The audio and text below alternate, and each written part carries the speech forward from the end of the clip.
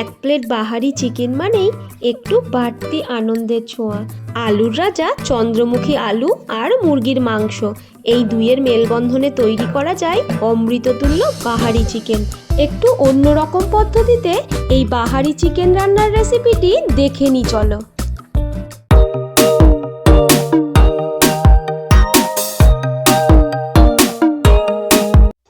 বাজারে তো অনেক ধরনেরই আলু কিনতে পাওয়া যায়, কিন্তু চন্দ্রমুখী আলুর তুলনা কে বলছে নিজেই। যদিও আমি আলু চিনতে পারি না, যে কোনো আলুরই এই চোখগুলো দেখে চিনতে পারা যায়। এই চন্দ্রমুখী আলু মাংসতে দিলে নাকি টেস্ট খুব ভালো হয়, আর আলাদা করে সেদ্ধ করতেও প্রয়োজন হয় না। আলুর খোসাগুলো ছাড়িয়ে একটা বড় আলুকে আমি 4 ভাগ করে নিয়েছি। এবার এখানে একটা মশলা বানিয়ে নেব।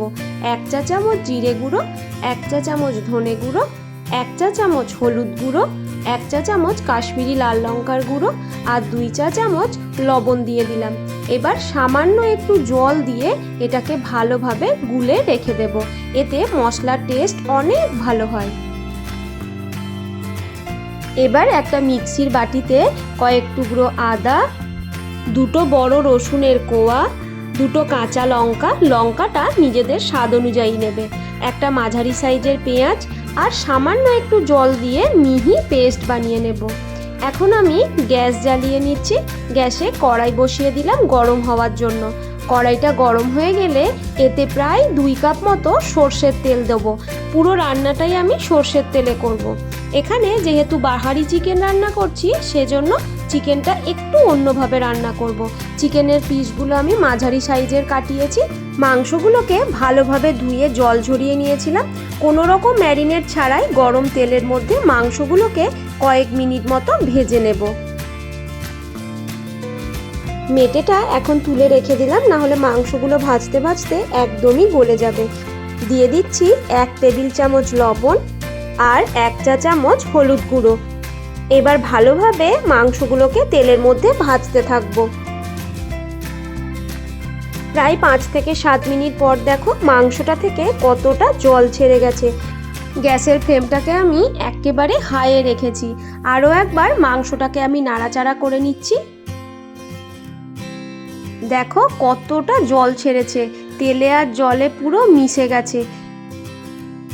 হাই ফ্লেমে 10 মিনিট মতো রান্না করার পর মাংসর জলটা একেবারেই টেনে গেছে। এই সময় আমি মেটেটা দিয়ে দিলাম আর গ্যাসের ফ্লেমটাকেও মিডিয়ামে করে দিয়েছি। এবার ভালো করে আরও 5 মিনিট মতো মাংসগুলোকে নাড়াচাড়া করতে থাকবো। দেখো এখন মাংসর গায়ে হালকা বাদামি রং চলে এসছে। এবার মাংসগুলোকে তেল ঝরিয়ে ঝরিয়ে সব তুলে নেব। মাংসগুলোকে আমি সব তুলে নিচ্ছি। ততক্ষণে তোমরা আমার ভিডিওতে একটা লাইক করে দাও, আর আমার রান্নার ভিডিওগুলো তোমাদের কেমন লাগে অবশ্যই আমায় কমেন্ট করে জানিও। মাংসগুলো সব তোলা হয়ে গেছে। এবার ওই তেলেই কেটে রাখা আলুগুলো দিয়ে দিয়েছি। আর হ্যাঁ, আলুগুলো কাটার পর আমি কিন্তু ধুয়েও নিয়েছিলাম। এবার এর মধ্যে সামান্য একটু লবণ দিয়ে দিলাম আর একটু কাশ্মীরি লাল লঙ্কার গুঁড়ো দিয়ে দিলাম। হলুদটা আর আমি এখানে দিলাম না, কারণ তেলের মধ্যে হলুদ আছেই। দেখো এতে কালারটা কতটা ভালো এসছে। এটা যেহেতু চন্দ্রমুখী আলু, খুব বেশি ভাজার দরকার নেই। 5 থেকে 7 মিনিট মতো একটু তেলে নাড়াচাড়া করলেই খুব ভালোভাবে সেদ্ধ হয়ে যায়। এজন্যই এই আলুটাকে আলুর রাজা বলে।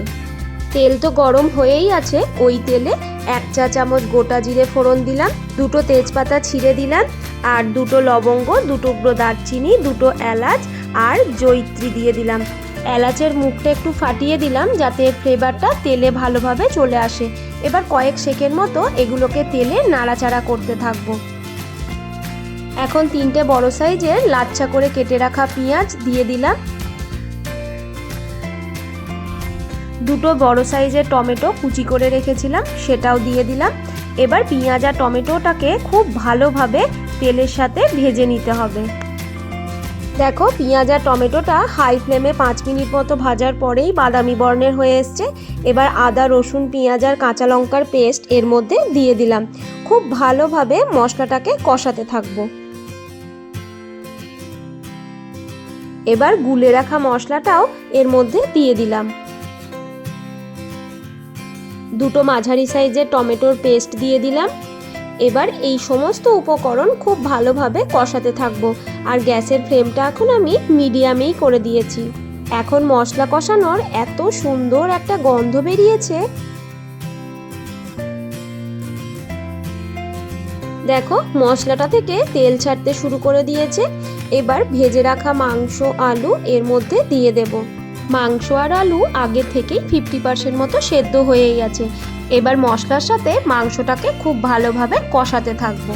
মাংসটা ভাজার সময়ই মাংসর মধ্যে যে এক্সট্রা জল ছিল সেটা কিন্তু বেরিয়ে গেছে, সেজন্য গ্যাসের ফ্লেমটাকে লো করেই এখন মাংসটা কষাতে হবে। এখন এর মধ্যে দিয়ে দিলাম 1 চা চামচ চিকেন মশলা। এটা সম্পূর্ণ অপশনাল, তোমরা দিতেও পারো নাও দিতে পারো। প্রায় 10 মিনিট মতো আমি মাংসটাকে কষিয়ে নিয়েছি। দেখো তেল ছাড়তে শুরু করে দিয়েছে। এবার এর মধ্যে দিয়ে দিচ্ছি 1 কাপ মতো গরম জল। খুব বেশি জল দেব না, আমি মাংসটা একটু কষা কষাই রান্না করব। আর এই বাহারি মাংসটা একটু কষা কষাই খেতে ভালো লাগে। তোমরা চাইলে আরও জল দিয়ে এটাকে রান্না করতেই পারো। গরম জল দেওয়ার জন্য ঝোলটা কিন্তু সঙ্গে সঙ্গেই ফুটে উঠেছে। এখন এর মধ্যে দিয়ে দিচ্ছি 1/2 চা চামচ গরম মশলা গুঁড়ো, 1/2 চা চামচ চিনি, সামান্য একটু ধনেপাতা কুচি, 2টো কাঁচা লঙ্কা এইভাবে ফাটিয়ে দিয়ে দিলাম, একটু মতো জায়ফল ক্রাশ করে এর মধ্যে দিয়ে দেব। এতে টেস্ট কিন্তু অনেক গুণ ভালো হয়। এবার সমস্ত উপকরণ মাংসর সাথে একবার মিশিয়ে নিচ্ছি। মেশাতে মেশাতেই আমি গ্যাসের ফ্লেমটা কিন্তু অফ করে দিয়েছি। প্রায় 5 মিনিট রেখে দেওয়ার পর দেখো কালারটা কি দুর্দান্ত এসেছে। আরও একবার এটাকে নাড়াচাড়া করে নিচ্ছি। চিকেনের এই পদটি রুটি, লুচি, পরোটা, ফ্রাইড রাইস, সাদা ভাত সব কিছুর সাথেই পরিবেশন করা যায়। এবার এটাকে অন্য একটা প্লেটে পরিবেশন করে নিচ্ছি। দেখো কতটা লোভনীয় হয়েছে আর এত সুন্দর গন্ধ বেরিয়েছে। চিকেন রান্নার একঘেয়েমি কাটাতে বা মুখের রুচি পাল্টাতে এই পদটির জুড়ি মেলা ভার। সাজানোর জন্য ওপর থেকে একটু ধনেপাতা কুচি ছড়িয়ে দিলাম। বলো তো এবার চিকেনের রেসিপিটা দেখতে কতটা লোভনীয় হয়েছে, খেতেও কিন্তু দুর্দান্ত হয়েছিল। এখন এই গরম গরম বাহারি চিকেন গরম ভাতের সাথে পেটে যাওয়ার জন্য একদম রেডি। প্রত্যেককে শুভ ভোজন। টাটা।